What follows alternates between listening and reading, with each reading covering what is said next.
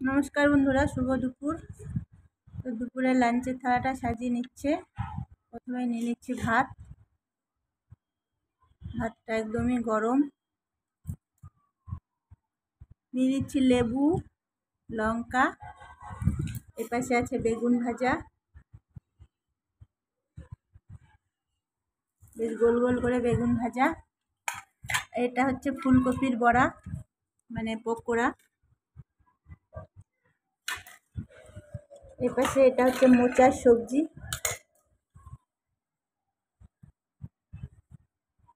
মোচাটা বেশ ভালো হয়েছে দেখতে, রংটা।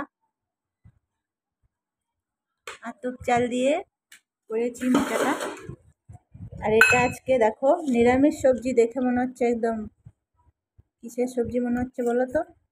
এটা হচ্ছে আলু বেগুন দিয়ে, আলু সিদ্ধ করে বেগুন ভেজে, আর মোচার ভিতরে যে মোচাটা হয় তাকে বড়া ভেজে একটা তরকারি হয়েছে। তরকারিটা দেখতে তো খুব সুন্দর লাগছে, এবার খেতে কেমন লাগবে জানি না। তো এটাই আমাদের দুপুরের লাঞ্চের থালা। রোজ রোজ ডাল খেতে আর ভালো লাগে না। থালাটা কেমন হয়েছে সবাই কমেন্টসে জানাবে।